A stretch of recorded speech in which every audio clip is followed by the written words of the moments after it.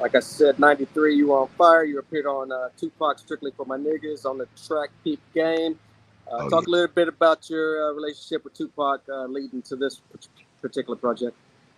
Well, me and Tupac had met at a we had met at a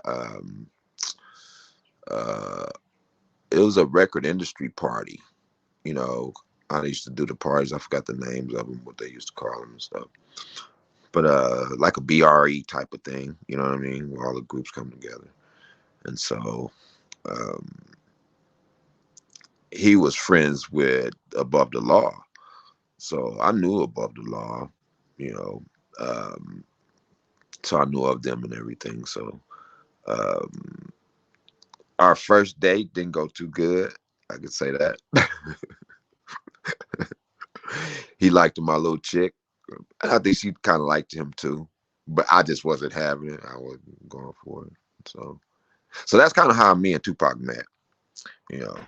And then we just so happened to run into each other. We knew the same people, so we kind of ran into each other once again at the studio. And I think he was more or less saying, "Come on, man, let's get off to on a better start because our last start didn't, you know, it wasn't so great."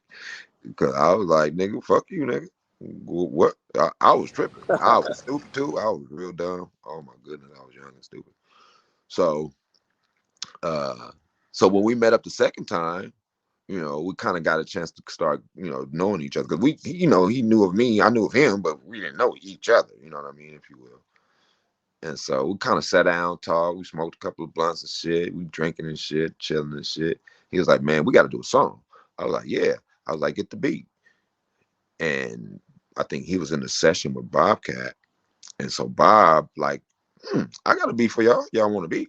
We were like, "Yeah, yeah, put it up." Boom, he put the beat up. I was like, "Yeah, right there, that's a nice one." He was like, "Okay." I was like, "Well, man, just give me a copy," because I think I had a session next door. I was in a whole nother session, my own session, finishing up my album and shit.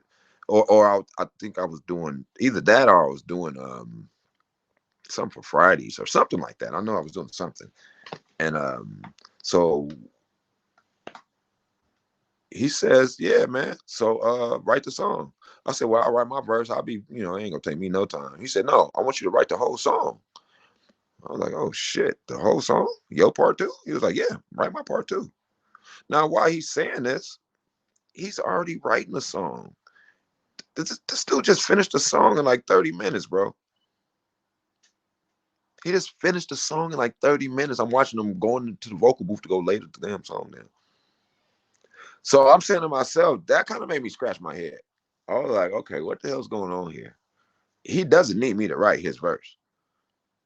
So I had a hard time kind of figuring that out. You know, I wasn't really the super ghost writer or anything yet. So I'm like wondering like why he wants me to write his verse.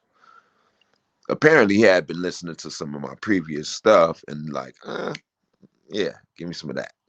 So, but at the time, I didn't realize that. I just didn't. It just didn't. It went way over my head. Like, sure. So, but I ended up writing the whole song and stuff, and he liked it. We laid it, and it was nice. So you wrote Tupac's verse for that? Yeah, Wow, fun fact. and it's about the broad. If you listen to the song, yeah, Crazy. I'm going back to listen to it after this interview. it's crazy.